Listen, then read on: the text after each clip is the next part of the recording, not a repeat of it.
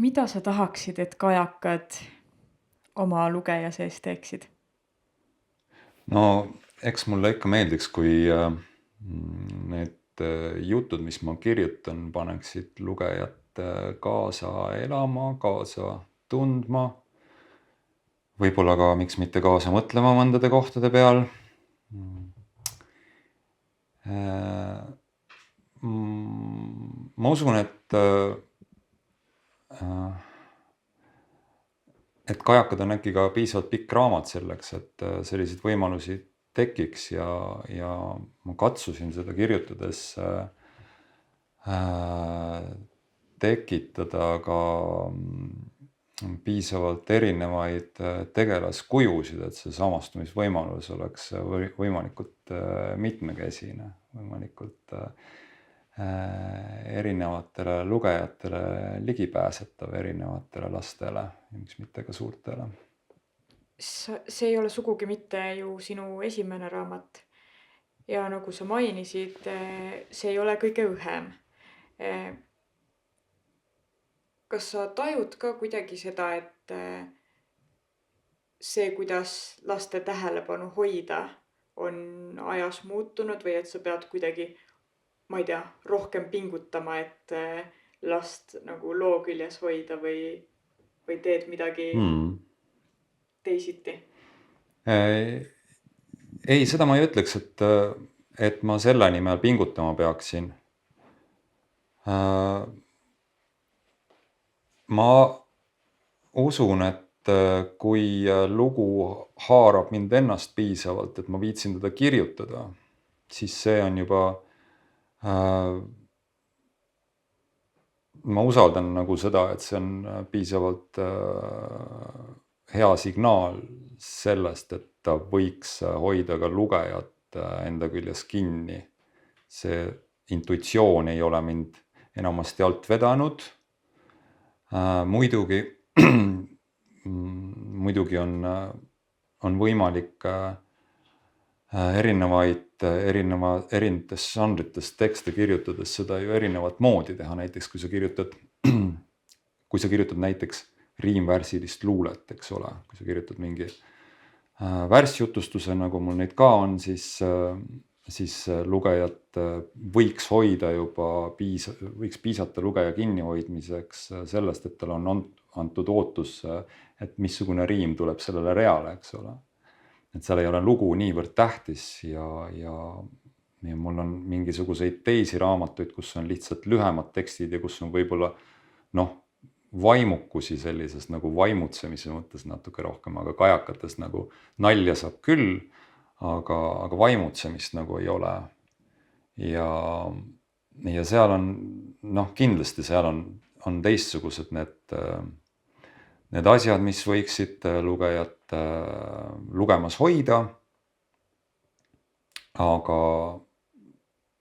ma arvan, et see on selline nagu sisseelamise teema, et kui ma ise elan sellesse teksti sisse, siis ma usun, et ka lugejal, või ma üritan hoolitseda ainult selle eest, et lugejal oleks ligipääs sellele tekstile, et ka tema saaks sellele sisse elada, eks ole. Kuivõrd see teos on kajakate mainekujunduse raamat? Kajakad tulevad oma maine kujundamisega suurepäraselt ka ise toime, ma arvan, et siin ei ole nagu tarvis tingimata midagi teha. Aga selge ta on, et ega see maine nüüd ülearu hea neil ei ole ja minu asi pole seda mainet ka kuidagi moodi päästa. Minul on kajakatega lihtsalt endal hästi isiklik suhe, kuna meie naabermaja katusel just nimelt juba aastaid üks kajakapaar pesitseb, tõenäoliselt üks ja sama paar. Ja nad on sinna juba aastaid pojukesi tekitanud meile Patserdama katusele, keda meil on lihtsalt harukordselt põnev jälgida oma elutoa aknast toimetamas ja kasvamas ja arenemas. See on meil nagu selline pisike linnuvaatluskaamera. Et loomulikult nad on tüütud ja loomulikult nad äratavad ka mind ja minu minu peret hommikul vahest liiga vara puhkepäevadel, aga selline on elu. Tüütusest rääkides, mis on kirjutamise juures tüütut ja kuidas sa selle tüütuse seljatad, kui seda peaks ette tulema? Kirjutamise juures ma kardan, et ma ühtegi tüütut aspekti välja tuua ei suuda. Tüütu oleks tõenäoliselt see, kui ma peaksin kirjutama iga päev näiteks või kui kogu minu sissetulek või eneseteostus sõltuks ainult ilukirjanduse produtseerimisest. Et see ei ole nii õnneks. Ma kindlasti ei suudaks iga hommik istuda arvuti taha. Ma muidu ei kirjuta arvutisse otse kunagi, ma kirjutan vihikusse, aga see selleks istuda lihtsalt maha mõttega, et nüüd tuleb hakata aga kirjutama mõnda huvitavat lugu jälle. Ma ikkagi kirjutan alles siis ja ainult siis, kui lugu ise tahab kirjutatud saada ja kui ta ikkagi mul pressib pea seestpoolt nii tugevasti, et on vaja sealt välja saada.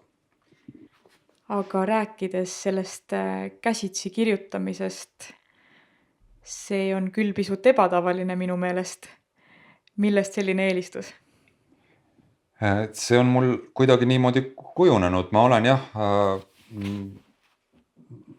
vist selles mõttes natuke vanamoodne autor, et ma kirjutan jätkuvalt Kohila kaustikutesse, aitäh Kohila paberivabrikule, täpsemini öelda siis Kohila vist kas koolile või raamatukogule, kes mulle terve portsu viimane kord kinkis, kui ma seal käisin esinemas. See on täpselt seesama, siin ongi kajakate käsikiri, siin on minu kole käekiri selle käsikirja sees ja ma ei tea, mul on olnud kogu aeg selline tunne, et ikkagi mingi füüsiline vahetus on kuidagi nagu oluline minu jaoks, selline nagu spontaansus. Ja see vihik on mul, või neid vihikuid, mida mul on terve ports. Tõenäoliselt Kirjandusmuuseum peab endale juurdeehituse millalgi tekitama nende jaoks. Et ma kannan neid vihikuid alati kaasas ja ma tõesti sellistes kontoritingimustes või stuudiotingimustes kirjutada väga hästi ei oska. Et see kajakate raamat näiteks on sündinud poolenisti Tartus rannas ja pargis ja kohvikus ja poolenisti Pariisis ka lihtsalt ringi kolades ja seal, kus mõte tahab tulla lihtsalt maha istudes ja kirjutades. Aga oled sa seda usku pigem, et kui mingi impulss tekib, siis tasub see kas või märksõnana kohe kirja panna või on sedasi, et kui on piisavalt hea idee, et küll ta on siis ka õhtuni meeles? Ma ei ole autor, kes väga põhjalikult oma lugusid või oma asju ette valmistaks. Idee enamasti kasvab kirjutamise käigus või selle protsessi käigus. Et ma eriti ei pea muretsema, et mul mõte jookseb kokku või midagi säärast, eriti pikema teksti kirjutamise juures. Aga seda on nüüd küll muidugi ette tulnud, et näiteks õhtul enne und, kui nii-öelda loog lahti on, eks ole, et siis tuleb mõni hea idee pähe ja siis ei läbe seda hoida hommikuni ja siis tuleb see öökene näiteks veeta kirjutades. Selle kohta on isegi vist öeldud, et ühtegi head raamatut pole sündinud nii, et autor poleks enda nimel vähemalt ühte ööd magamata veetnud, et minu puhul see vist kehtib küll. Kajakates muu hulgas on koht või üks motiiv usaldus ja selle reetmine ja selle piirid ja kuidas sulle tundub? Vahel ju kõlab niisugusi arvamusi, et vanasti kuidagi vanemad olid niimoodi, et saatsid lapse hommikul õue ja ei muretsenud ja ei olnud mingit nutitelefone ja küll ta tagasi tuli õhtuks ja umbes sedasi. Ja, aga nüüd on niimoodi, et sa saad kogu aeg jälgida mingitest seadmetest, kus su laps on ja kuidagi, et see kõik on nagu rohkem raamides, ütlevad mõned. Kuidas sinule tundub? Ma arvan küll, et kontrolli on vist tänapäeval rohkem, aga ka tänapäeva täiskasvanud allutavad ennast hea meelega ju väga mitmesugusele kontrollile, millest nad endale võib-olla teinekord arugi ei anna. Mul on üldiselt nagu mingi vanema ajaga keeruline võrrelda, sellepärast, et minu kasvukeskkond oli natuke teine. Ma ise kasvasin maal, minu tegelased enamasti raamatutes tegutsevad linnakeskkonnas. Tartu ei ole küll teab mis metropol, aga siiski enamasti need on Tartu raamatud.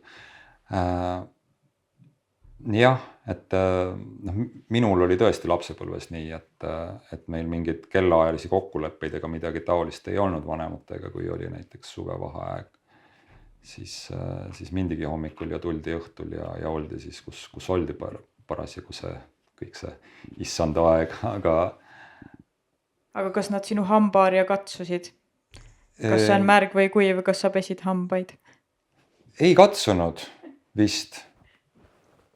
Ma ei tea, kust siuke sõge mõte tuli. Aga mida sa iseenda kohta teada said kajakaid kirjutades? Oi, nii mõndagi. Ja üsna palju seda kaudu, et mitmeski tegelases võib tõenäoliselt ära tunda mind ennast umbes sellises vanuses, sellepärast, et mingeid jooni ma nagu, kuna neid tegelasi on päris palju, siis kus sa ikka võtad neid karaktereid. Et ma olen ennast sinna laiali külvanud päris mitmetesse neist, ma arvan. Ja niimoodi, meenutades, mõtiskledes, võib-olla ka analüüsides natuke oma kunagist käitumist, oma praegust käitumist. Ma arvan küll, et ega ma lollimaks ei jäänud enda osas. Sa tuled parasjagu ühelt kooli esinemiselt. Kuidas läks? Väga vahvasti läks. Ma käisin Nõmme raamatukogus Nõmme põhikooli neljandikega kohtumas. Olid väga ärksad ja rõõmsameelsed lapsed. Kuulasid väga tähelepanelikult ja esitasid põnevaid küsimusi. Kohe alguses, mis ma täna tähele panin, oli see, et jah, ja siis me ka arutasime selle üle, et 4. klassis ütlevad sinu tervituse peale vastab umbes ligikaudu pool kuulajaskonnast. Tere. 3. klassis on see protsent võib-olla 75. 1. klassis nad teretavad sind enne, kui sina jõudnud teretada. Ja lasteaias tõenäoliselt teretatakse tänaval iga mööda käijat, eks ole. 5. klassis enam ei teretata. Ja siis me arutasime, millest see võiks tulla ja siis üks hüpotees oli selline. Meil kulus selle arutelu peale päris pikalt aega. Aga see oli väga meeldiv ja loominguline. Et hüpotees oli selline, et inimesel lihtsalt on teatud hulk teresid võib-olla. Ja kui ta need ära raiskab liiga varakult, siis on jokk. Nii nagu mingite idaõpetuste järgi on inimesel kindel hingetõmbeid ja nii edasi. Kellega sina oleksid tahtnud kirjanikest kohtuda, kui sina olid neljandik? Mina mäletan näiteks väga elavalt Ott Tarderi ja Leelo Tungla külaskäike meie kooli, kuigi ma pean tunnistama, et tollal võib-olla 4. 5. klassis ma autorite nimesid ja nende kirjutatud tekste väga kokku ei viinud, alles hiljem ma hakkasin lugemist endale valima autorite nime järgi. Sul pole õigust minu järele nuhkida, ütleb Liisa veendunult ja pöörab nüüd näo esimest korda isa poole. Isa vahib teda altkulmu ja kohendab oma istumisasendit. Vestlus on taas võtnud ebamugava pöörde. Vasaku käega kobab isa lauaplaati, justkui lootes sealt käsi kaudu mõnd head vastust leida. Aga ei, laual ei ole vastust. Isale jääb kätte ainult üks naljakas mänguasi. Puust vasikas, mille jalgadest, kehast ja kaelast on niidid läbi aetud ja mis seisab väikesel ümmargusel postamendil. Kui postamendi alt pöidlaga vajutada, hakkab loomak end väänutama ja võngutama. Saad sa aru, ma ei tahtnud oma töötuba sinu eest lukku panna. Ma ei taha, et me peaksime oma kodus uksi lukustama. Ma tahan, et ma võiksin sind usaldada. Ja see sinu lollakas pitser, kas see näitab siis usaldust? Pärib Liisa, silmad suured. Isa on hädas. Tõepoolest, miks oli ta pannud oma töötoa uksele pitseri ja veel salajase ukse ülemisele äärele, et Liisa seda ei märkaks? Kas mitte selleks, et tütart kontrollida? Kas ei lootnud ta sisimas, et Liisa just nimelt tema usaldust murrab ja keelust üle astub, et saab tütre vahele võtta, et saab võidukalt näidata plastiliinist plommi, mis on ukse avamisega keskelt pooleks läinud, ühel pool tunn ja teisel pool lopp, täpselt nagu kummikutallal, millega ta pitsati vajutas. Isa vaikib, tal on vist natuke häbi. Aga Liisale meenuvad kõik need lugematud korrad, kui ta on midagi keelatud teinud, ennast puhtaks rääkida püüdnud ja end ikkagi sisse mässinud. Kui isa on justkui mõnuga lasknud tal vassida, et siis viimaks välja tuua mõni vääramatu asitõend, et tütar ajab udu. Või et hambad on pestud, aga su hambahari on ju täiesti kuiv. Või et käisid keraamikaringis, aga minu sõber Tanel nägi sind kaubamajas. Või et vihmavari läks ise katki. Aga kust need samblatuustid siia traatide vahele said? Ja Liisale meenub ka salakaval näoilme, millega isa kõik need alandavad paljastused kuuldavale on toonud. Liisa ei salli seda ilmet. Aga praegu seda isa näol just nagu ei ole. Ta on vedruvasika kätte võtnud ja mudib seda põhja alt. Vasikas nõtkutab esialgu ja laseb pea veidi norgu. See on naljakas. Kuid Liisa teeb südame külmaks ja pöörab pilgu uuesti lakka.